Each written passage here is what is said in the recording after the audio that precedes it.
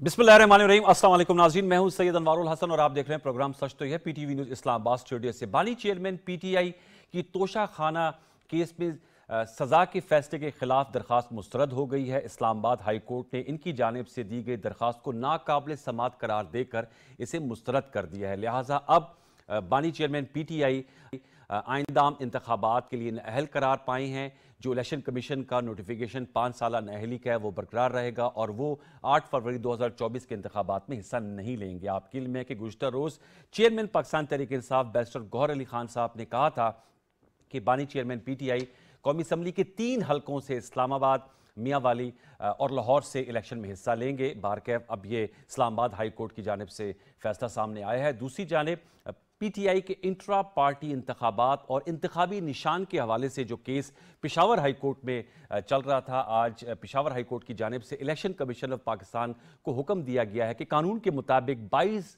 दिसंबर यानी कल तक इस पर अपना फैसला दे दें। आज मीडिया से गुफ्तगू करते हुए चेयरमैन पीटीआई बैरिस्टर गौहर साहब का कहना था कि अगर हमें निशान अलॉट नहीं होता बल्ले का तो फिर हमारे जो उम्मीदवार हैं, जो नॉमिनेशन पेपर्स अपने जमा करा रहे हैं, वो आज़ाद तस्वर किए जाएंगे। इस हवाले से गुफ्तगू करेंगे। अहम 2 डेवलपमेंट्स हुई हैं आने वाले इलेक्शन के तनाजुर में। फिर जैसे हमने आपको शेड्यूल बताया था कि 22 दिसंबर यानी कल तक जो कागजात नामजदगी हैं वो जमा कराए जा सकते हैं। अगरचे मुस्लिम लीग नवाज की जानिब से भी आज दरख्वास्त दी गई कि जो इलेक्शन शेड्यूल है उसमें तरमीम की जाए। पोलिंग डे से मुतासर नहीं होगा 8 फरवरी का, लेकिन अगर इसमें 2 दिन का इजाफा किया जाए तो ज़रा लोगों को मौका मिल जाएगा। इससे कबल हमने देखा जमीयत उलमा इस्लाम पाकिस्तान MQM पाकिस्तान की जानिब से भी इसी तरह की दरखास्तें सामने आई थी। इन नुकात पर गुफ्तगू करेंगे। फिर इलेक्शन कमीशन ऑफ पाकिस्तान की जानिब से ये वाज़ेह तौर पर हुक्मनामा जारी हुआ है जिसमें उन्होंने कहा है कि तमाम जो 175 रजिस्टर्ड पार्टीज हैं पाके उनको आइंदा इंतखाबात में लेवल प्लेइंग फील्ड मुहैया की जाएगी। उन्होंने तमाम चीफ सेक्रेटरीज, DCOs, DPOs को ये हिदायत दी गई हैं कि इस जो इलेक्शन कमीशन ऑफ पाकिस्तान का फैसला है लेवल प्लेइंग फील्ड का, इसको यकीनी बनाया जाए। तो इस पर्सपेक्टिव से हम आज की नशिस्त में गुफ्तगू करेंगे। जो नुमाइंदा शख्सियत मेरे साथ आज शरीक गुफ्तगू का तारुफ हमसे करा देते हैं, इस्लामाबाद स्टूडियोज़ में ज्वाइन कर रहे हैं अब्दुल समद याकूब साहब, बानी मेंबरान में से हैं पाकिस्तान तहरीक इंसाफ के। उनका बहुत शुक्रिया, प्रोग्राम सचते में पहली दफ़ा शिरकत कर रहे हैं, आपको वेलकम करते हैं। हमें ज्वाइन किया राना एहसान अफजल खान साहब ने। आप मुस्लिम लीग नवाज के रहनुमा हैं और फैसलाबाद से कौमी और सूबाई असम्बली के उम्मीदवार हैं। आपका बहुत शुक्रिया राना एहसान अफजल खान साहब। जुल्फ़िकार अली बदर साहब ने हमें ज्वाइन किया, पाकिस्तान पीपल्स पार्टी के मरकज़ी रहनुमा, तर्जुमान है चेयरमैन पीपल्स पार्टी बिलावल भुट्टो जरदारी साहब के। आपका बहुत शुक्रिया। और सेनेटर कामरान मुर्तज़ा साहब सीनियर पार्लियामेंटेरियन है, सीनियर कानूनदान है, टेलीफोन लाइन पर कोयटा से हमारे साथ मौजूद है, सेनेट ऑफ पाकिस्तान के रुकन है। तमाम मौजूद मेहमानों को फॉर्मो वेलकम। मैं आप लोगों की इजाज़त से आपसे ज़ाहिर बात है पीटीआई का ज़्यादा जो है कंटेंट है तो आपसे सवाल करेंगे, लेकिन चूंकि लीगल हवाले से मैं कामरान मुर्तज़ा साहब से कमेंट ले लूँ। कामरान साहब, सर आपसे जानना चाहूँगा, तोशा खाना केस में जो सज़ा मुअत्तली के खिलाफ दरख्वास्त थी उसे नाकाबिल समात करार दिया इस्लामाबाद हाई कोर्ट ने। लिहाजा जो बानी चेयरमैन की नाअहली है वो स्टैंड करती है, क्या कहेंगे इस हवाले से? कामरान मुर्तज़ा साहब, आप मुझे सुन पा रहे हैं? कामरान साहब से दोबारा रब्ता करने की कोशिश करते हैं। अब जो समझ साहब, सर आपसे मैं जानना चाहूंगा, टू बिगिन विद, काफ़ी बड़ा एक धचका है पाकिस्तान तहरीक इंसाफ को, क्योंकि ज़ाहिर बात है बानी चेयरमैन जो हैं वो ख़ुद भी, जैसे कल आपके मौजूदा चेयरमैन ने कहा, वो 3 जगहों से इंतखाब लड़ने का इरादा रखते थे। इसके अलावा बानी चेयरमैन ही के गिर्द तमाम पार्टी आपकी घूमती है। गैर मुतवक्का नहीं है जब माइनस इमरान खान की गूंज मुक्तदर हलकों में भी और आम हलकों में भी जब ये गूंज थी कि माइनस करना है, तो ज़ाहिर है उसको अमली जामा पहनाने के लिए ये कोई गैर मुतवक्का नहीं है। हम तो तवक्को कर रहे थे कि ये कोई ना कोई इस तरह के हथकंडे ज़रूर होंगे, कि मैं नहीं तवक्को कर रहा था कि खान साहब को इजाज़त मिलेगी। और नाअहली के हवाले से हमने तो पहले ही उन्हें जो बैरिस्टर गौहर जो इंटर पार्टी में हमने कंटेस्ट इसलिए नहीं करवाया कि ज़ाहिर है कि वो नाअहल करार दे के फिर पार्टी को पाबंदी और बल्ले का निशान, तो उस एक आइनी हर्डल से बचने के लिए, उस ऑब्स्टेकल से बचने के लिए वो जो हमने पहले ही वो प्रीएम्प्ट किया था। आप लोग वो प्रीएम्प्ट किया। देखें, आप लेवल प्लेइंग फील्ड की बात कर रहे थे, मैं लेवल प्लेइंग फील्ड बेइंग का पीटीआई स्पोक्स पर्सन नहीं मांग रहा आपसे। मुझे पता है कि यहाँ पे लेवल प्लेइंग फील्ड नहीं दी जाती। हम सिर्फ अपना वो आईनी मुतालबा कि हमें इलेक्शन में शिरकत की इजाज़त दी जाए या उस शिरकत को यकीनी बनाया जाए। ये ना हो कि जो आज आप देख रहे हैं कि अगर हम कागजात नामजदगी ही नहीं जमा कराने दी जाएगी, या फिर हमें आप कोई दहशतगर्दों की तंजीम में की तरह ट्रीट करें। इस तरीके से रियासत में जो एक मोस्ट पॉपुलर पार्टी इस वक्त एग्जिस्ट करती है, ये इस तरह के इलेक्शंस करा के आप उसका क्या नतीजा अखज़ करेंगे? लेकिन इसमें नुकता ये था कि ज़ाहिर बात है, आपने कहा कि आप प्रीएम्प्ट कर रहे थे, आपके लिए गैर मुतवक्के फैसला है तोशाखाना केस में सज़ा के खिलाफ जो मुअत्तली की दरख्वास्त मुस्तरद होना। तो आप तो बैरिस्टर गौर साहब तो आज भी कह रहे थे कि वो पार्टिसिपेट करेंगे, पेशावर हाई कोर्ट से रजू किया है कि बल्ले का निशान दिया जाए। सो देखिए, भरपूर पार्टिसिपेशन का तो वो अज़म का इजहार कर रहे हैं बार बार। देखें, एक हमारे अज़ाइम जो कि गैर मुतज़लज़ल है, जो हम चाह रहे हैं कि ज़ाहिर है हम इस वक्त भी एक सिस्टम में रहते हुए एक पॉलिटिकल पार्टी हैं, एक पॉलिटिकल स्ट्रगल कर रहे हैं, इलेक्शन में हिस्सा ले रहे हैं। हमने कभी सिस्टम को उस तरीके, हम सिस्टम से कभी बाहर निकले ही नहीं। सिस्टम में रहते हुए हमने कभी स्टेट के रिट को उस तरह से चैलेंज नहीं किया कि हम इस सिस्टम को नहीं मानते। 9 मई को तो किया था सर। देखिए, 9 मई वायलेंस को आप कभी भी जस्टिफाई नहीं कर सकते कि वो 12 मई का वायलेंस हो या 25 मई का हो या किसी भी लेवल के ऊपर। मैंने कहा कि स्टेट के रिट को चैलेंज तो पार्टी की पॉलिसी नहीं थी। पार्टी कभी पार्टी ऑन नहीं करती कि अगर कोई पीटीवी पे हमला हो या किसी जगह पे हमला हो या इवन सुप्रीम कोर्ट पे हमला हो, क्या सुप्रीम कोर्ट पे होने वाले हमले को Noon league as a party policy on करेगी? कभी नहीं करेगी उसको। तो वायलेंस पे तो हमारा सबका इत्तेफाक है। ठीक है, तो उसको अगर आप पीटीआई के जिम्मे में डाल दें तो मेरा ख्याल है फिर टीटीपी और पीटीआई में फर्क नहीं रहेगा। चलें, फिर मैं पूछूंगा कि अब कितने चांसेस है इलेक्शन में। कामरान मुर्तजा साहब ने हमें ज्वाइन कर लिया। कामरान साहब, आपने अब्दुल समद याकूब साहब पीटीआई के फाउंडिंग मेंबर्स हैं, उनकी आपने गुफ्तगू सुनी। वो कहते हैं ये इनके लिए गैर मुतवक्के फैसला नहीं आया। सब मैं आपसे जानना चाहूंगा, इस्लामाबाद हाई कोर्ट ने कहा ये नाकाबिल समात है, लिहाजा इसे मुस्तरद कर दिया। आप क्या कहेंगे as a lawyer, as a politician? Appeal अगर उनके पास पेंडिंग है तो फिर तो वो सुन सकते हैं, मगर अब 426 के जो ना वो पैरामीटर्स होते हैं।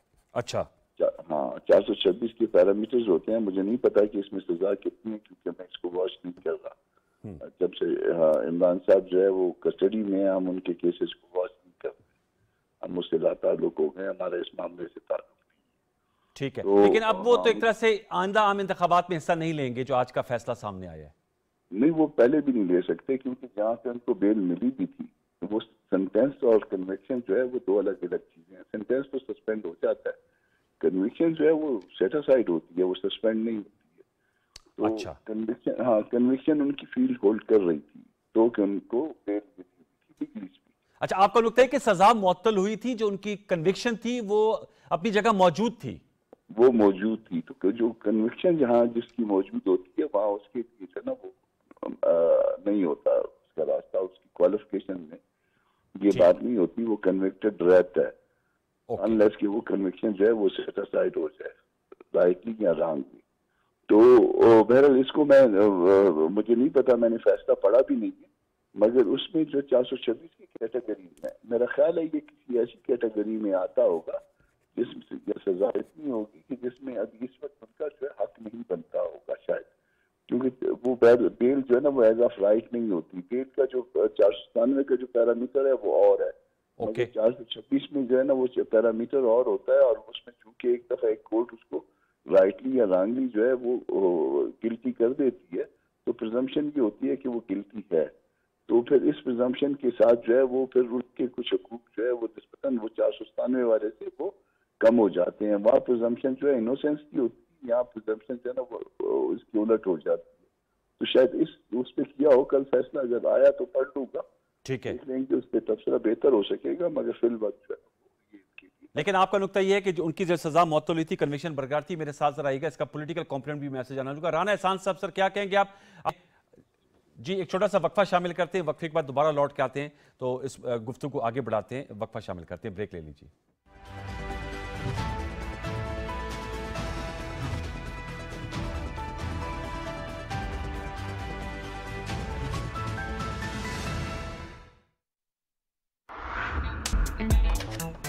कैश की जरूरत हो तो पूरा करता है मेरा पेपाक कार्ड। जानी और माली तहफ्फुज़ देता है मेरा पेपाक कार्ड।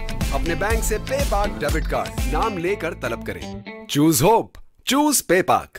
ये बड़े बड़े film studios, theatres, cinemas, art galleries, theme parks, अरे रहने का मजा आने वाला है लाहौर में, और सब एक साथ Lahore entertainment city.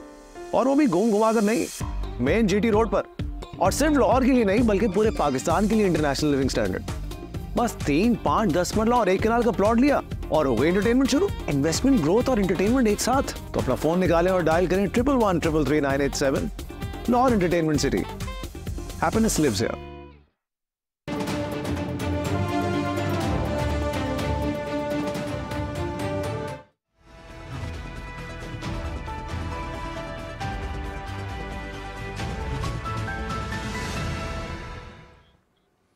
Welcome back. Rana Ehsan साहब, आपने गुफ्तगू सुनी अब्दुल समद याकूब साहब की और कामरान मुर्तज़ा की। आप इस हवाले से क्या राय रखते हैं?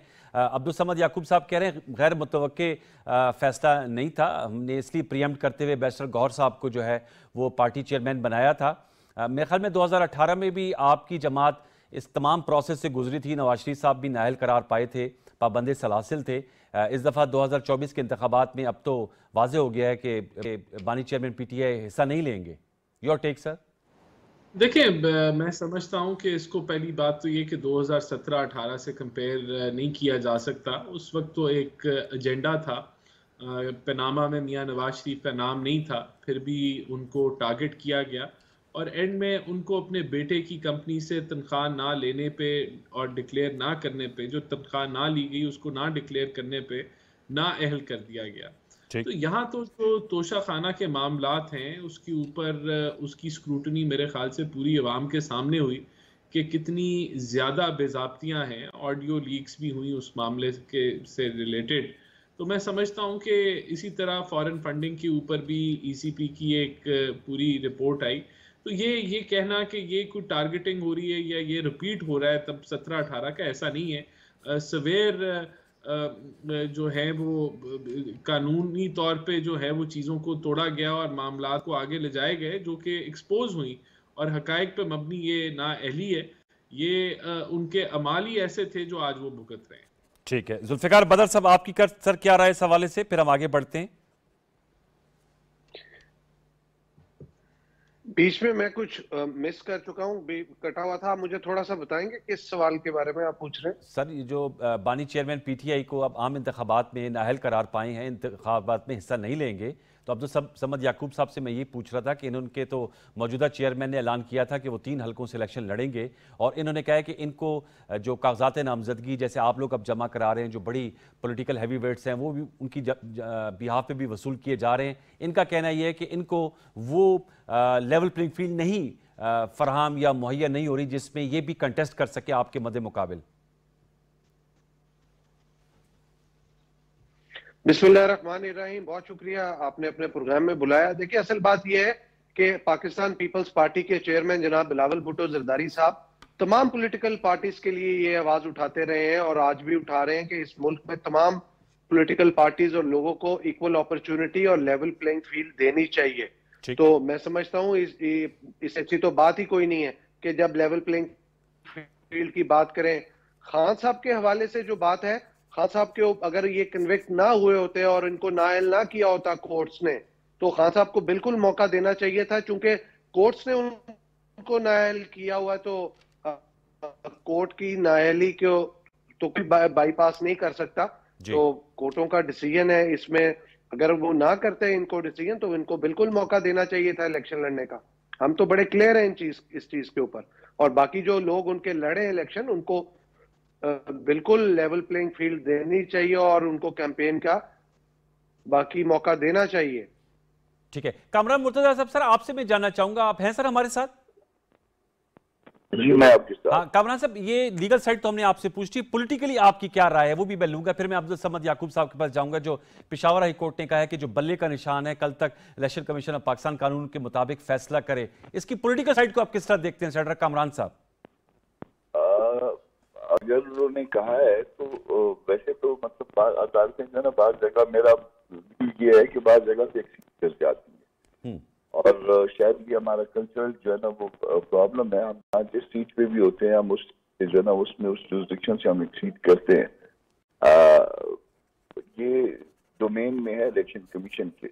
अच्छा। और अगर इलेक्शन कमीशन के डोमेन में तो उनको छोड़ देना चाहिए, उसको जाके फिर अपनी मर्जी की जुरिसडिक्शन जो है ना वो चूज करना, यानी पेशावर में पेशावर में ये बात बनती नहीं है। पार्टी की जो पीटीआई है उसका हेड ऑफिस कहाँ है? पेशावर में नहीं है ये, इस्लामाबाद में ऑब्वियसली जी। अच्छा, इलेक्शन कमीशन कहाँ पे है, उसका हेड ऑफिस कहाँ है? वो भी ऑब्वियसली इस्लामाबाद में। जी जी। पेशावर हाई कोर्ट की जुरिस्डिक्शन कैसे बनती है? इसके ऊपर सुप्रीम कोर्ट की 10 जजमेंट्स हैं, मगर वो हम सारे बादशाह सलामत है, बस ठीक है, बादशाह सलामत जो मर्जी करे, जिस तरह से मर्जी करे, कोई बैठ के उधर से रिलीफ दे दे, कोई बैठ के उधर से रिलीफ दे दे। जहाँ पे केस बनता है यकीनन करें कानून के मुताबिक, जहाँ पे नहीं बनता वहां पे हमारा हक नहीं होता। भले हम समझे कि ज्यादती हो रही है, भले हम समझे ज्यादती नहीं हो रही है, ये हमारा काम नहीं है। हमारा काम सिर्फ ये कि कानून के मुताबिक इंसाफ करेंगे, कानून के मुताबिक चलें। Very important point. समझ, इस पे आपकी क्या राय है? बल्ले कमीशन कितना क्रिटिकल है? क्योंकि जैसे मैंने लीगल एस्पेक्ट भी पूछा कामरान साहब से, उनका जुरिस्डिक्शन नहीं बनती, लेकिन फॉर पीटीआई जाहिर बात है, एक तो बानी चेयरमैन की नाअहली का फैसला, लेकिन आप लोगों ने एज ए पार्टी, आप लोगों का कहना और दावा आप कभी भी कर रहे हैं कि सबसे मकबूल जमात है तो लोग इलेक्शन लड़ेंगे। बल्ले का निशान बहुत, इसलिए आप लोग पेशावर हाई कोर्ट का दरवाजा खटखटाया? नहीं, देखें, किसी भी सियासी जमात का एक जो निशान होता है जिसको वो कैरी करती है, वो डेफिनेटली वो एक सिंबल जो सबके लोगों में सब लोगों के जहनों में एक ज़हननशीन शनासाई होती है, शनासाई होती है, क्योंकि इस क्रिटिकल एक टाइम जो स्पैन थोड़ा सा रह गया, इसमें आगे चेंज करें। लेकिन हम ये भी एक्सपेक्ट कर रहे हैं कि नहीं मिलेगा बल्ले का निशान। अच्छा, ये भी एक्सपेक्ट कर रहे हैं, लेकिन हम अपनी सोशल मीडिया पावर से, हम अपनी स्ट्रेंथ से, हमें यकीन है कि शायद 2-4 दिन के अंदर जो भी निशान हमें अलॉट किया जाए उसको हम बड़े प्रोमिनेंट तरीके से वो कर लेंगे। माजी में भी पीपल्स पार्टी का निशान तलवार होता था तो तीर पे आए, मियां साहब साइकिल से शेर पे आए, तो निशान तब्दील होते रहे हैं। लेकिन वो इस तरह से नहीं था कि इलेक्शन से 45-50 दिन पहले आप एक चेंज कर दें। तो हमारा मकसद ये भी नहीं है, देखें, हमारा मकसद ये भी नहीं है कि जी ये आप निशान भी ले लें, आप हमसे लेवल प्लेइंग फील्ड भी ना दें, आप जलसे करें, सब कुछ करें, हमें आप पार्टिसिपेट करने दें। होना तो ये चाहिए था। मैं राना साहब की बात सुन रहा था और उन्होंने उसको कोरिलेट किया कि जी, बल्कि कोरिलेट क्या किया उन्होंने, तो बिल्कुल इमरान खान की नाअहली और उनकी मियाँ साहब की नाअहली की बात की। होना तो ये चाहिए था कि राना साहब मेरे दोस्त ये कहते कि जी वो इस चीज़ के हक में ही नहीं है, पॉलिटिकल लोगों को पॉलिटिकल मैदान में बगैर डिस्क्वालिफिकेशन के, अगर उस वक्त मियाँ साहब के साथ तनख्वाह के ऊपर ब्लैक डिक्शनरी के तहत एक डेफिनेशन के तहत उनको डिस्क्वालीफाई किया गया तो गलत था। आप समझते हो गलत था? मैं हमेशा उस बात की, मैं अच्छा। जो डिस्क्वालिफिकेशन देखे, अगर तो लेकिन पीटीआई से कभी आवाज नहीं उठी सवाल नहीं, मैंने आपके अगर राना सनाउल्लाह साहब के साथ ज्यादती हुई तो मैंने इसी स्टेट ऑन चैनल पे बैठ के कहा था कि जो हमें एटलीस्ट कुछ कॉमन वैल्यूज हमारे अंदर जरूर होनी चाहिए कि जिसमें अगर वो डिस्क्वालिफिकेशन जिसको, और अगर आपने सजा देनी थी तो कोई कंक्रीट एविडेंस के बेस के ऊपर आप किसी करप्शन केस में, उदेबिया पेपर बहुत सारे बेशुमार है, उसमें जरूरत क्या थी कि जी आप एक 10,000 दिरहम तनख्वाह विदड्रॉ ना करने के ऊपर। आपकी जमात पिटिशनर देखिए, पिटिशनर जरूर थी, अदालतें फैसला करती हैं, अदालतें फैसला करती हैं। मैं उस ब्लैक डिक्शनरी की डेफिनेशन के हक में नहीं था। अगर आप किसी को सजा देनी है तो उसका कोई पॉलिटिकल हिडन एजेंडा नहीं होना चाहिए, और अगर आप सजा देते हैं तो आप रिवर्स आप उसको ना करें इस बुनियाद के ऊपर कि अब आपको पॉलिटिकली सूट करता है। आज अगर ये एक पेज के ऊपर है, कल तक हम थे, आज अगर राना एहसान अफजल साहब एक पेज के ऊपर हैं, तो इनको ये नहीं चाहिए कि हमारी डिस्क्वालिफिकेशन या कन्विक्शन इनको सूट करती हो कि हमें तो मैदान से निकाल दिया जाए और आप मैदान में आ जाएं। कल को आपने फिर ये सवाल उठाना है कि मुझे क्यों निकाला, तो उस वक्त आप एक थोड़ा सा कोई क्वेश्चन रखें कि कल हम आपके साथ इज़हारे यकजहती कर सके, क्योंकि हम तो भुगत लेंगे, पीपल्स पार्टी ने भुगत ली है। तो इस मामले में फिर भी मैं जुल्फ़िकार बदर को क्रेडिट ज़रूर दूंगा कि उन्होंने कम से कम हमारे बारे में ये बात ज़रूर कही कि एक अगर अपोजिशन है या एक हम उनके मुखालिफ हैं सियासी, तो हमें भी बराबरी का मौका मिलना चाहिए। तो पीपल्स पार्टी ने कुछ रिवायतों को ज़रूर अभी तक बरकरार रखा है। काफ़ी शाकी आप लोगों के कंडक्ट से और कह रहे हैं पॉलिटिक्स पे टेक्निकल नॉकआउट नहीं होना चाहिए, क्या कहेंगे? बदर साहब के मोतरफ हैं, कहीं इनका आपस में जाते हुए कोई सीट एडजस्टमेंट तो नहीं हो रही आने वाले दिनों में? टेक्निकल नॉकआउट तो कतई तौर पे नहीं होना चाहिए, लेकिन ये भूल जाते हैं कि माजी में किस तरह की पोलराइजेशन, नफरत की सियासत, एक डिवाइसिव सियासत पाकिस्तान में की गई, जिसकी मेरा नहीं ख्याल आप 90 की जो लड़ाई थी उसका भी आप उसका कंपैरिजन कर सकते हैं जो खान साहब ने इस मुल्क के साथ किया। और देखें आज भी इनका जो मौक़िफ़ है वो तब्दील नहीं हुआ। 9 मई के वाकयात हैं उसको ये हल्का फुल्का कंडेम करते हैं, साथ ये भी कह देते हैं हमने तो किए ही नहीं, ये तो लंदन प्लान था।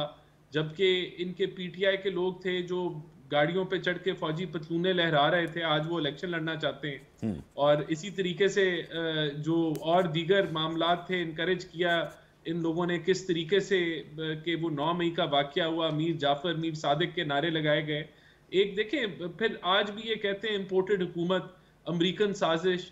तो जब आपने सियासती झूठ के बुनियाद पे किया, आपने सियासती डिवीजन के बुनियाद पे की, आज 9 मई का वाकया हो गया है, आप ग्रे एरिया में उसको कंडेम करते हैं, ब्लैक एंड व्हाइट में नहीं करते, और उसका इल्जाम आज बजाय कि जिम्मेदारी खुद लें, आज भी आप वो दूसरों पे डाल रहे हैं और कह रहे हैं ये रियासत की कंस्पिरेसी हमारे खिलाफ हुई है, हमने तो किया ही कुछ नहीं।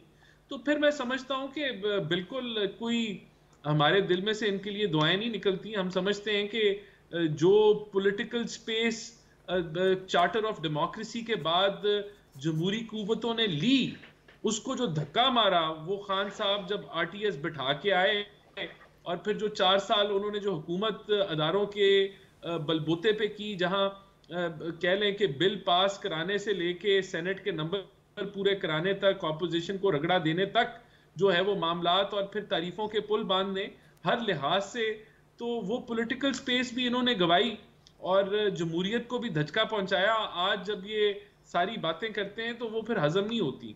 तो देखें, बाकी बात ये कि इन्होंने रियासत से टक्कर दी, आज भी इनका जो बयानिया है वो ग्रे के अंदर है, ब्लैक एंड व्हाइट में नहीं है। तो आज ये सफर कर रहे हैं, उस बुनियाद पे सफर कर रहे हैं। जमहूरी तरीका ये अगर अपनाते, अपनी उस वक्त की ऑपोजिशन के साथ एक अच्छा रिलेशनशिप रखते, एक वर्किंग रिलेशनशिप रखते, तो हालात और होते। अगर ये जब नो कॉन्फिडेंस के आईनी तरीके से बाहर निकाले गए, उस वक्त ये ऑपोजिशन करते नेशनल असेंबली में, ये आपका हम नुक्ता है। वैसे राणा साहब मैं आपको अगर तो मैं प्रेस कॉन्फ्रेंस कर रहा होता तो शायद आप मेरी उस मजम्मत की को यकीन कर लेते, मेरी मजम्मत का, कि मैंने प्रेस कॉन्फ्रेंस की तो मैंने मजम्मत की। अगर मैं यहाँ पे बैठ के वाइल रिमेनिंग इन पीटीआई और मजम्मत करता हूँ तो उसको आप ग्रे एरिया में देखते हैं। और दूसरी बात ये कि वैसे राणा साहब जिस राजा रियाज को बिल पास कराने के लिए वो लाया करते थे, वो उन्होंने आपके खाते में डाल दी है। ये आपके हल्के पे आप आ गए हैं बड़े खूबसूरत से समद याकूब साहब। वो अब जरूरत है आपकी पार्टी फैसला करेगी कि आपको टिकट मिलता है या राजा रियाज साहब को मिलता है। We wish you best of luck. मैं चाहूंगा जुल्फिकार बदर साहब, सर आप क्या कहेंगे इस हवाले से? ज़ाहिर बात है पीपल्स पार्टी, अब्दुल समद याकूब साहब आपकी तारीफ कर रहे हैं कि आप लोगों ने भुगता है। वैसे तो नवाज शरीफ साहब जो राना एहसान अफजल साहब के पार्टी कायद हैं, वो तो हर अपनी तकरीर में कहते हैं कि उन्हें भी जो है एक गलत फैसले की वजह से हटाया गया। और वो क्या फैसला था जो 3 पेशियों में इस्लामाबाद हाई कोर्ट ने उसको उठा के बाहर फेंक दिया। बदर साहब किस तरह, अब बिलावल साहब भी कहते हैं हमें नई तर्ज सियासत की तरफ बढ़ना चाहिए जिसमें पोलराइजेशन ना हो, और ऐसी सियासत जिसमें अगर वो लाहौर हाई कोर्ट बाहर से खिताब कर रहे थे और उसमें पीटीआई के बानी चेयरमैन के हक में नारा पड़ा, तो उन्होंने कहा जी ये सियासत है, हम पॉलिटिशियंस आपस में एक दूसरे को बर्दाश्त करेंगे लेकिन हमें आगे बढ़ना होगा। तो कैसे अब उसकी बुनियाद रखी जाए जहां पर इलेक्शन हो और इलेक्शन की फेयरनेस पे कोई सवाल ना उठे और सब जो है वो उसमें भरपूर हिस्सा लें, अवाम फैसला करे कौन उनको 5 साल के लिए इक्तिदार में चाहिए। बिल्कुल, पाकिस्तान पीपल्स पार्टी और पीपल्स पार्टी की लीडरशिप जनाब बिलावल भुट्टो जरदारी साहब इस बात पे बिलीव करते हैं कि जैसे सियासत शहीद मोहतरमा बेनजीर भुट्टो साहबा ने की, सियासत रवादारी की, इज्जत की सियासत, सब्र की सियासत, बर्दाश्त की सियासत हमें करनी चाहिए और तमाम दूसरी जमातों को भी करना चाहिए। और जिसको अवाम जिताएं, एक फ्री फेयर ट्रांसपेरेंट इलेक्शन के नतीजे में जिसको अवाम वोट दे वो आके हुकूमत करे, इससे कोई फर्क नहीं पड़ता किसकी हुकूमत बनती है। हमने कोई जरूरी नहीं समझा हुआ कि हम ही आके हुकूमत करेंगे। इस मुल्क में तमाम पॉलिटिकल फोर्सेस एक साफ शफाफ के नतीजे में खान साहब के हक में जो नारे लगे उस पे बिलावल भुट्टो जरदारी साहब ने क्लैरिटी के साथ कहा कि मैं पॉलिटिकल वर्कर्स की इज्जत करता हूं, लेकिन ये बात खान साहब के लिए भी जरूरी था जब वो सियासत कर रहे थे, तो उनके अंदर भी सब्र, बर्दाश्त, इज्जत और रवादारी होनी चाहिए थी। आज जब वो जेल में गए हैं तो सबको याद आ गई कि इज्जत और रवादारी और सब्र और बर्दाश्त, अगर उस टाइम पे वो ज्यादा मुहिब्बे वतन बनते थे और हमें भी अगर मुहिब्बे वतन समझ लेते तो आज ये प्रॉब्लम ही नहीं आनी थी। तमाम पॉलिटिकल फोर्सेस, स्टेक होल्डर्स मिलके पाकिस्तान और पाकिस्तान के अवाम के लिए मिलके आपस में बैठ के बातचीत के जरिए मसाइल का हल निकाल रहे होते, ना कि एक दूसरे को कह रहे होते कि मैं ज्यादा मुहिब वतन हूं और दूसरा मुहिब वतन नहीं है, और दूसरा चोर है और मैं चोर नहीं हूं। आज जो क्लेम करते थे, आज क्या पता चलता है कि कौन चोर है, कौन करप्ट है, कौन जेल में है, कौन बाहर है। इससे तो चीजें क्लैरिटी के साथ आ गई कि जो आवाज उठाता था। अब बात यह है कि ये जो एक दूसरे के ऊपर इल्जामात है, इसकी सियासत खत्म होनी चाहिए। एक दूसरे के ऊपर जो आप ताना देते हैं, इसकी सियासत खत्म होनी चाहिए। बिलावल साहब तो राना एहसान अफजल साहब की जमात को काफी ताने दे रहे हैं ना कि एक दूसरे को बर्दाश्त करें। बदर साहब, लेकिन आप सही कह रहे हैं कि देखिए राना एहसान अफजल साहब की जो जमात है, जी हमें उस जमात से कोई प्रॉब्लम नहीं, उसकी भी हम इज्जत करते हैं, हम तमाम पॉलिटिकल लीडरशिप की इज्जत करते हैं। लेकिन अगर पीडीएम की जमातें, बिलावल भुट्टो जरदारी साहब एक प्लेटफॉर्म पे इकट्ठे कर सकते थे वोट ऑफ नो कॉन्फिडेंस के लिए, अभी भी वो तमाम जमातों को कहते हैं कि आके बैठो फ्री फेयर ट्रांसपेरेंट इलेक्शन के लिए, लेवल प्लेइंग फील्ड के लिए, तो फिर बाकी जमातें क्यों नहीं आती? क्यों राना साहब की जमात नहीं आती, इसके ऊपर बात करती? क्यों आके उस फैसला करने फैसला करने वाली किस फोरम पे बिलावल साहब ने दावत दी है सर? किस फोरम पे दावत दी है बिलावल साहब ने? बहुत दफा दावत दी है उनके। आज भी मियां शहबाज शरीफ साहब से बहुत अच्छे ताल्लुकात है, एक इज्जत रवादारी का ताल्लुक है। जब भी वो लेवल प्लेइंग फील्ड की बात करते रहे तो उन्होंने उसी टाइम कहा कि क्यों नहीं सारे आके इकट्ठे होते। अगर पीडीएम का प्लेटफॉर्म बना ही था, आज भी वो पीडीएम का प्लेटफॉर्म बनना हुआ, खत्म नहीं हुआ था।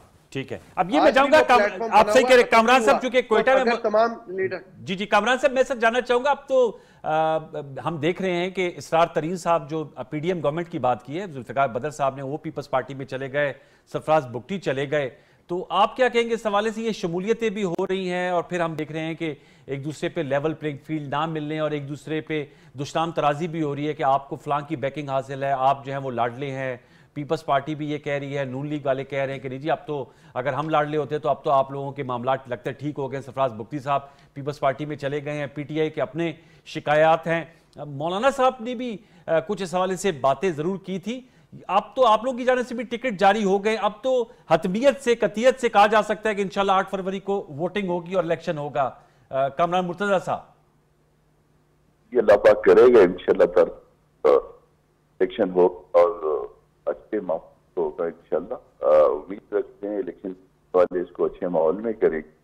वो पीपल्स के हवाले से बात की तो पीपल्स पार्टी के उस रोने धोने का कोई फायदा तो पीपल्स पार्टी को हो गया। हमारे दो दोस्त चले गए और दो चार चले गए, प्रोग्राम भी गए हुए थे जरदारी साहब। तो मेरा ख्याल है कि पीपल्स पार्टी सबकी है और जरदारी साहब इसको मामले मुनासिब समझते हैं, वो कहते हैं कि बिलावल ट्रेनिंग है। व्यूअर्स, एक छोटा सा वक्त शामिल करते, दोबारा लौट के आते, हमारे साथ रहिए।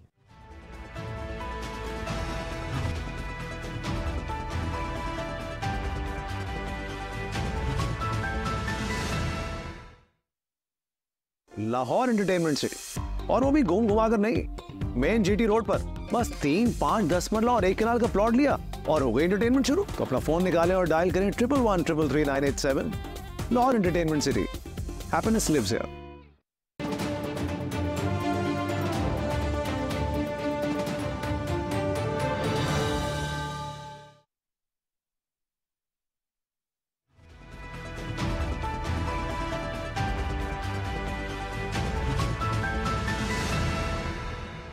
एक दफ़ा फिर खुशामदीद। अब्दुल समद, एक और आपसे नुक्ते में उठाऊंगा क्योंकि आपके बहुत से जो रहनुमा हैं वो रूपोश हैं, अंडरग्राउंड हैं। तो ये जब इलेक्शन के लिए अब नॉमिनेशन पेपर कल जमा कराने हैं, अब उसमें हमने ऑनलाइन जलसे में तो उनको देखा, कासिम सूरी साहब, हमाद अजहर साहब, आज़म स्वाति साहब।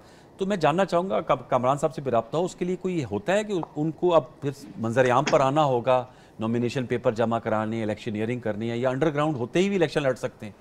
देखिए, टेक्निकली तो कानूनी तौर पे तो ऐसी कोई हर्डल नहीं है कि किसी उम्मीदवार का हल्के में होना ज़रूरी है। तो कन्वेंसिंग कौन करेगा? अच्छा, नहीं, वैसे तो हमें तो खैर कैंपेन करने की ज़रूरत नहीं है इस वक्त। जो सूरत हाल है, हम जो सूरत हाल देख रहे हैं। क्या सूरत हाल देख रहे हैं? अभी तो आप जो इस वक्त पॉपुलर हो रहे हैं कि जी कोई हमें स्पेस नहीं मिली, आप सूरत हाल देख रहे हैं कि जी आपको कैंपेनिंग की ज़रूरत नहीं। मैंने आपसे कहा हमें आप कैंपेन ना करने दें, लेवल प्लेइंग फील्ड नहीं चाहिए, ये मेरा मानना है। कि ठीक है, आप अपनी तरफ से जो भी आपने कोर्सिव मेजर्स लेने आप ले लें, आप इससे सेटिस्फाई होते हैं, लेकिन एटलीस्ट जो उसका राइट है किसी का इलेक्शन कंटेस्ट करने का, कि भाई आप जलसे ना करने दें, आप बाकी हम ऑनलाइन कर लेंगे जलसे। अच्छा, हम लोग हमारे हम लोगों का वोट कैसे ऑनलाइन डालेंगे? वोटर ने डालना है, और वोटर जाहिर है हमने जो ऑनलाइन वोट ईवीएम मशीनें रखी थी वो तो आपने खत्म कर दी लेजिस्लेशन करके, लेकिन बहरहाल खैर हम ये चाहते हैं कि जिस तरीके से कोई उम्मीदवार किसी के अगर कोई वालिद भी जा रहा है उम्मीदवार, तो आप उससे भी कागजात छीन लें, या अगर आप किसी की वालदा को वो करने की कोशिश, हरास करने की कोशिश करें, तो ये इलेक्शन नहीं हो सकते। फिर ये इलेक्शन मतलब आप दुनिया को क्या इंटरनेशनल कम्युनिटी ऑब्जर्व कर रही होती है, क्या दिखाएंगे उसको? लेकिन आप कहते हैं इसके लिए जरूरी नहीं है उनका मंजर आम पर आना। देखिए अंडरग्राउंड लीडर, देखिए लोगों ने माजी में लोगों ने जेलों में बैठ के इलेक्शन लड़ा। कामरान साहब, इस पे सर कोई लीगल हेच है कि जैसे पीटीए के बहुत से रहनुमा हैं जो हमने ऑनलाइन जलसे में उनको देखा बड़े अरसे बाद, बल्कि कासिम सूरी साहब तो पहचाने नहीं जा रहे थे, तो वो जो नॉमिनेशन पेपर जमा कराते हैं और इलेक्शन में वो अंडरग्राउंड रहते हुए भी इलेक्शन लड़ सकते हैं, कोई कतगन नहीं होती उस पर? देखिए, ये मैं बात लगता है कि फॉर्म नहीं दे रहे, मैंने तो मुंशी को भिजवाया था, मुंशी को मैंने कहा था कि किसी का नाम नहीं बता, तो 3-4 फॉर्म लेकर आ गया। तो इन दोस्तों को अगर फॉर्म चाहिए तो मेरे पास तशरीफ लाएं कोयटा में। अच्छा, इनको 1000 फॉर्म लेके जमा भी आप करवा दें, अगर कहते फिर आप जमा भी करा दें, लेकिन फिर वो अपने किताब के साइन से जमा करा दें। नहीं, जमा भी आप करवा दें, हमसे बल्ला भी छीन लें। जेलों में रह के शेख रोहेल असगर साहब ने 1985 का इलेक्शन जीता था। अच्छा, हाँ, आजम तारिक साहब ने जीता था इलेक्शन, मुतअद्दिद मिसालें हैं। ठीक है सर, वो कह रहे हैं फिर जमा भी आप करवा दे कामरान साहब, दोहरी जिम्मेदारी का कह रहे हैं। बल्ला छीनने में दिलचस्पी है ना, आपको आउट करने में दिलचस्पी है, हम मुकाबला करने सकते हैं। ये बुनियाद जो है ये रखी गई 2017 में, जब नवाज शरीफ को इसी तरह से पनामा निकला था या पनामे से कामा निकला था, और जिसने जो है ना वो पार्टिसिपेट करके निकाला था। फिर भाई ने कहा कि तशद्दुद यकीन नहीं रखते, चलिए 9 मई को छोड़ दीजिए। बीटीवी जिसके प्रोग्राम उसके ऊपर क्या हुआ था, पार्लियामेंट का गिराव क्या हुआ था, यहाँ पे जो कपड़े लटकाए गए थे, मैं नहीं कहता कि उसके कपड़ों का कौन सा हिस्सा लटकाया हुआ होता था, मगर यहाँ पे जो कपड़े जो है वो इधर लटकाए गए हुए थे, और जो इनके कजन थे वो फिर उसके बाद जो है ना गायब हो गए। तो वो सारा कुछ तशद्दुद भी हुआ था, उसमें सारा कुछ हुआ था। उसमें जो खाना पहुंचाया करता था वो मुझे मालूम है, उसमें जो पार्टिसिपेंट थे उनको जो पेमेंट की जाती थी वो मुझे मालूम है। सारा कुछ आप कर सकते हैं। ये हमारे साथ जो अपना वो 4.25 सालों में हुआ है, मारपीट हमारे साथ हुई, मेरे जैसे आम मर्कज के साथ ये हुई है। CDA से नोटिस करवाए, क्या करवाया, कभी क्या करवाया, सारा कुछ हमारे साथ चलता रहा। मगर जो है ना, हम जमहूरी लोग हैं, जमहूरियत नहीं सकते हैं, हम ये आपको कट आउट करना चाहते हैं, हम आपको वेलकम करेंगे, आप आए हमारे साथ मुकाबला करें। वो कह रहे हैं वेलकम करेंगे, आप आए मुकाबला करें। सर आप जरदारी साहब का क्या कहते हैं कि वो समझते हैं उन्होंने बिलावल साहब के बारे में क्या करते हैं, क्योंकि बदर साहब उनके तर्जुमान है बिलावल साहब के, वो आपकी आवाज बीच में से गायब हो गई थी। आप कहते हैं कि अभी भी आप समझते हैं कि बिलावल साहब के हवाले से सही कहा था जरदारी साहब ने, अंडर ट्रेन का या अंडर ट्रेनिंग का? मैंने अर्ज किया था उस दोने का फायदा हुआ ना, लोग आने शुरू हो गए, तो ठीक कह रहे थे। अच्छा, ये ठीक कह रहे थे कि वो बिलावल अंडर ट्रेन। तो आपकी पार्टी में कोई नहीं जा रहा कामरान साहब? हमारे जो है वो कुछ असूल जो है वो फॉलो करने पड़ते हैं। नहीं, आपने आजम स्वाति साहब को ले लिया था, फिर वो छोड़ के दूसरी जमात पे PTI में चले गए, आप लोगों ने लिए तो किला करते हैं ना, ये दोस्त किला करते हैं कि हमें जो है ना बड़ा हमारे से सख्त हालात गुजरे, इससे भी ज्यादा सख्त हालात UI के गुजरे 4.25 साल। 4.25 साल में हम अपने पाँव पे खड़े रहे ना, हमारे साथ क्या क्या नहीं हुआ, हमने कभी गिला शिकवा भी नहीं किया। तो ये सारा कुछ हमारे साथ होता रहा, मगर इसके बावजूद हम इनके साथ नहीं चाहते जो हमारे साथ तो ये भी होता रहा है। लेवल पे की बात करते हैं ना, हमारे साथ तो ये भी हो रहा है कि हम एक धमाके में 84 लोग हमारे मार रहे हैं, 200 लोग जख्मी है, अब्दुल्ला जख्मी पड़ा है और साथी जख्मी पड़े हुए। हमारे साथ भी सारा कुछ होता रहा, हमने तो कभी इतना रोना धोना नहीं किया। रोना धोना नहीं किया मौलाना साहब भी जो लोग जो है पॉलिटिक्स करते हैं वो अपने पाँव पे खड़ा होना चाहते हैं। जी राना एहसान साहब, सर मैं आपसे जानना चाहूंगा अब आपका राइवल फिर कौन है सर इस वक्त फैसलाबाद में? जाहिर बात है अभी तो टिकट्स आप लोगों के अनाउंस होंगे, आपने प्रोग्राम से पहले आपसे बात हो रही थी, आप कौमी असम्बली और सूबाई असम्बली दोनों के लिए खड़े हो रहे हैं। पीपल्स पार्टी को अपना राइवल समझते हैं, पीटीआई को अपना राइवल समझते हैं, इस्तेकाम पाकिस्तान पार्टी से कोई सीट एडजस्टमेंट हो रही है या दीगर किसी और आजाद उम्मीदवार को अपना राइवल समझते हैं? देखिए डेफिनेटली पीटीआई के कैंडिडेट्स एक कंपटीशन देंगे, लेकिन इस वक्त वो मैदान में मौजूद नहीं है और पीपल्स पार्टी की इतनी प्रेजेंस जो है वो भी यहाँ नहीं है और आईपीपी भी यहाँ फैसलाबाद की हद तक तो इतनी एग्जिस्ट नहीं करती। तो मैं समझता हूँ कि पीएमएलएन के लिए बड़ा क्लियर कट ये ग्राउंड है और पीएमएलएन क्लीन स्वीप करेगी फैसलाबाद डिवीजन को। Clean sweep? तो 2018 में तो ये पीटीआई ने बहुत सी सीटें निकाल ली थी, तो आप लोगों ने ऐसा क्या कर दिया 15-16 माह में, आप कोऑर्डिनेटर थे वजीर आजम शहबाज शरीफ साहब के, कि आप क्लीन स्वीप कर जाएंगे फैसलाबाद में?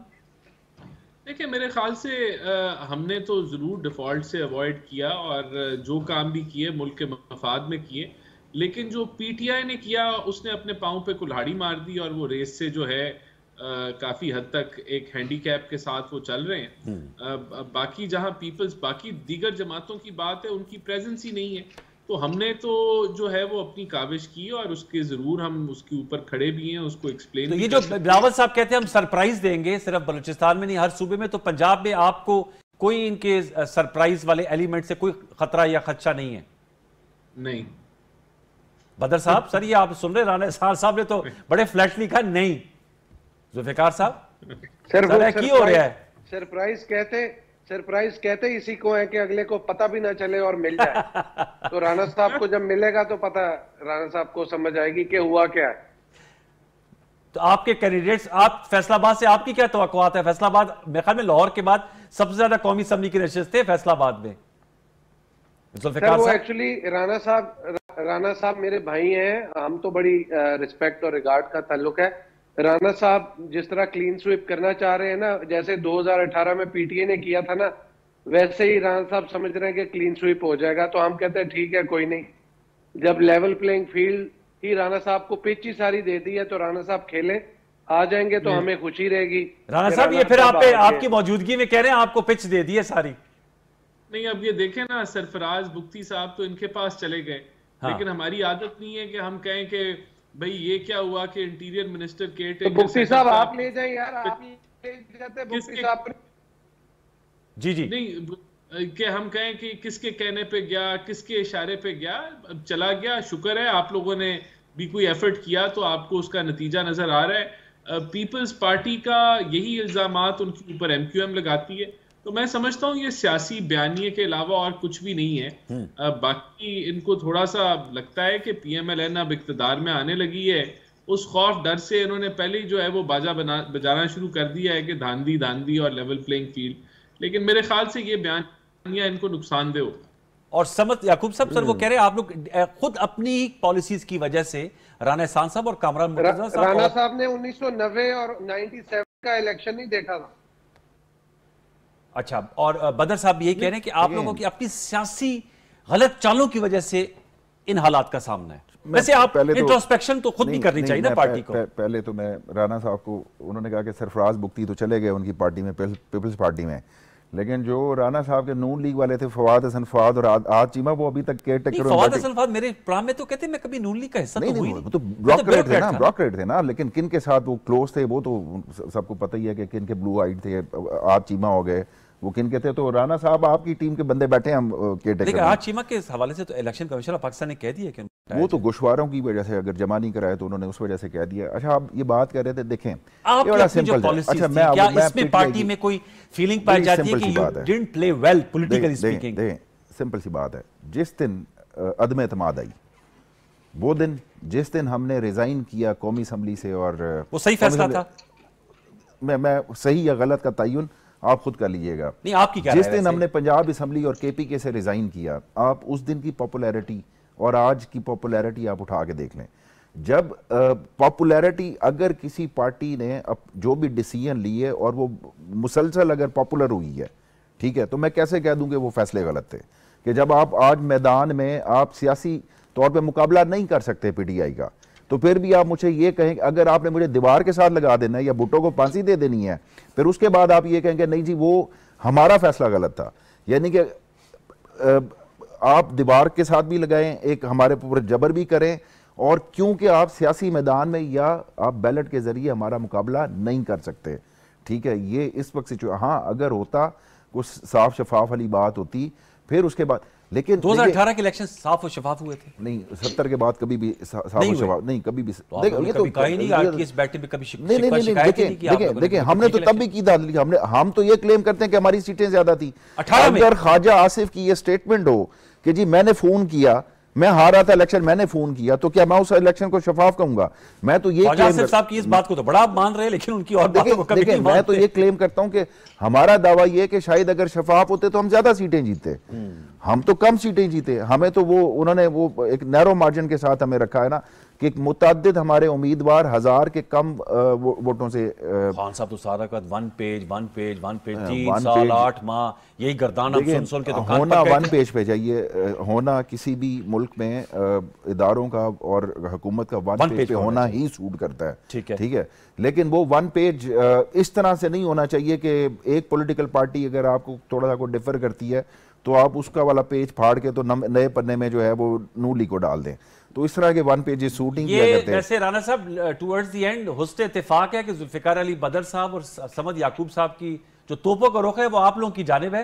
कामरान साहब तो बड़ी अच्छी पोजीशन में बैठे हुए हैं, वो कह रहे हैं ना हमारी पार्टी में आने शमूलियत के लिए भी बड़े दरियाओं से गुजरना पड़ता है और हम लोग बलूचिस्तान और केपी में अपनी जगह कायम है। तो ये PMLN किस तरह इस चीज को सामने, इस टैगिंग को सामने रखते हुए इलेक्शन में अवाम से राब्ताकारी करेगी? वो कह रहे हैं पॉलिटिकली आप इनका मुकाबला नहीं कर सकते इस वक्त, समद याकूब साहब कह रहे हैं।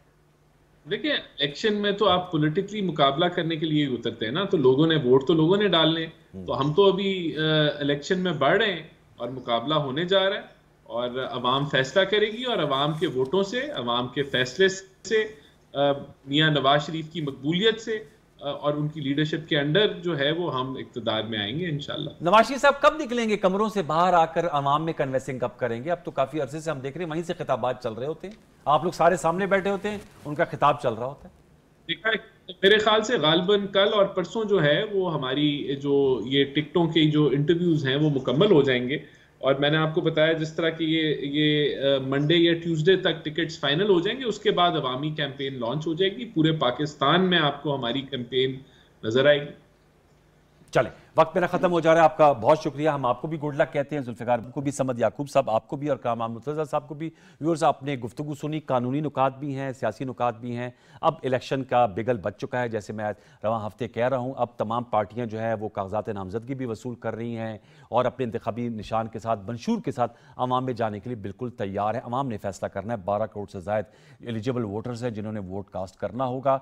रवां हफ्ते का स्पेल अपने अख्ताम को पहुँचता है। अगले हफ्ते इंशाल्लाह हम दोबारा स्टूडियोज़ के अंदर और अवाम में जाकर आपके लिए प्रोग्राम लेकर आ रहे होंगे। तब तक के लिए सैयद अनवारुल हसन और सच की प्रोडक्शन टीम को इजाज़त दीजिए। अपना बहुत सा ख्याल रखिए। अल्लाह ने के बाद।